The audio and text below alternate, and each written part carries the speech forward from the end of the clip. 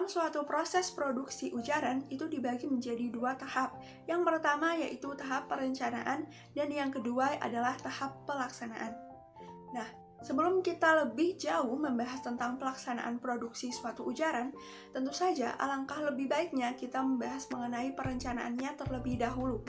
Nah, perencanaan produksi ujaran ini dibagi menjadi tiga. Yang pertama yaitu perencanaan produksi wacana, yang kedua perencanaan produksi kalimat, dan yang ketiga perencanaan produksi konstituen. Nah, yang akan kita bahas kali ini adalah perencanaan produksi wacana. Perencanaan produksi wacana ini pada umumnya dibedakan menjadi dua, yaitu monolog dan juga dialog. Nah, apa sih yang membedakan antara keduanya? Yang membedakan antara keduanya adalah ada dan tidaknya interaksi antara pendengar dan juga pembicaranya. Nah, untuk lebih lengkapnya, mari kita bahas. Yang pertama yaitu wacana dialog. Wacana dialog ini memiliki 4 unsur yang terlibat. Yang pertama adalah personalia, yaitu minimal ada 2 partisipasi, adalah pembicara dan juga orang yang kita ajak berbicara atau interlokutor. Nah, tidak jarang dalam suatu pembicaraan itu ada yang disebut sebagai pendengar. Pendengar ini disebut sebagai side participant. Dan ada bystander atau orang yang keberadaannya diakui dan memiliki akses tentang apa yang kita bicarakan. Dan ada juga orang yang disebut sebagai penguping atau disebut sebagai eavesdroppers. Nah, tidak jarang saat kita melakukan pembicaraan itu ada orang yang tahu bahwa apa yang kita bicarakan, tetapi kita tidak tahu keberadaan mereka. Itu disebut sebagai penguping. Yang kedua yaitu latar bersama. Baik antara pembicara dan juga interlokutornya itu memiliki pengetahuan tentang apa yang mereka bicarakan. Misalnya, jika seseorang itu sedang membicarakan tentang orang lain, maka orang yang diajak berbicara itu harus mengetahui tentang orang yang dibicarakan tersebut. Misalnya saja, A membicarakan tentang Adi, maka si B, orang yang diajak berbicara itu harus tahu tentang Adi. Nah, jika tidak, maka akan menimbulkan pertanyaan bahwa siapa sih itu Adi? Nah, oleh karena itu, antara keduanya itu harus memiliki pengetahuan yang sama, sehingga tidak menimbulkan kebingungan antara keduanya. Nah, yang ketiga yaitu unsur perbuatan bersama atau joint action. Jadi antara keduanya atau antara pembicara dan ilukatornya itu memiliki aturan yang sama tentang percakapan mereka. Baik dalam pembukaan, isi maupun penutup. Misalnya dalam pembukaan harus ada respon yang diberikan.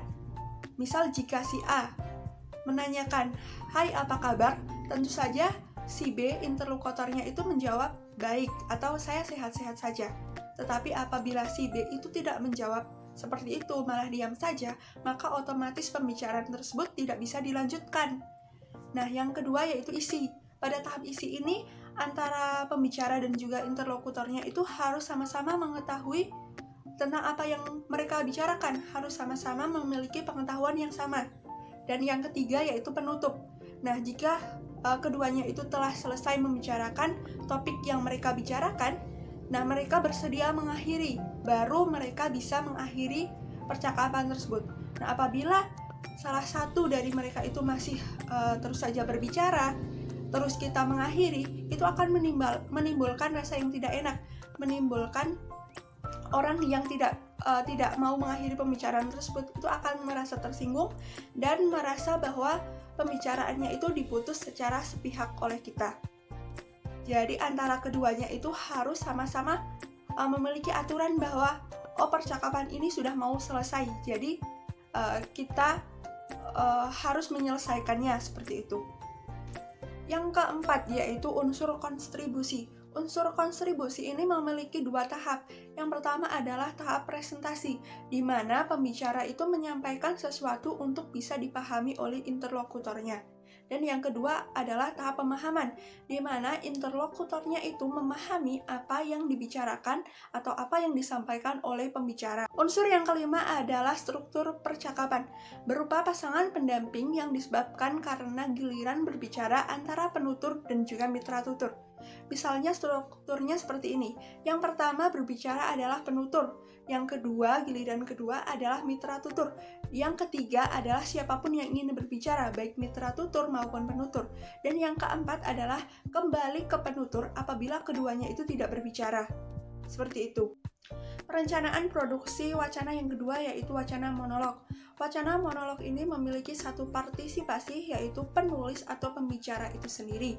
Nah, wacana monolog ini juga tidak mempunyai aturan khusus seperti wacana dialog, tetapi mengikuti pola narasi tertentu. Jadi antara penulis dan juga pembicara itu mengetahui apa yang mereka ingin bicarakan, apa yang ingin mereka tuangkan dengan apa yang tidak ingin bicarakan atau dituangkan, seperti itu. Misalnya dalam suatu kuliah umum, seorang dosen itu memberikan materi, maka dia harus mengetahui durasi yang diberikan, terus mengetahui audiensinya, mengetahui urutan materinya, bahkan mengetahui tentang apa sih hubungannya antara materi tersebut. Sekian yang dapat saya sampaikan tentang materi perencanaan produksi wacana.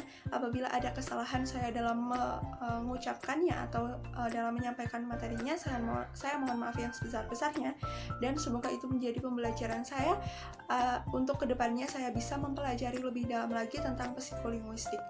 Nah, materi yang saya berikan kali ini saya ambil dari bukunya Sujono Darjowijojo tentang psikolinguistik. Seperti itu. Terima kasih. Wassalamualaikum warahmatullahi wabarakatuh.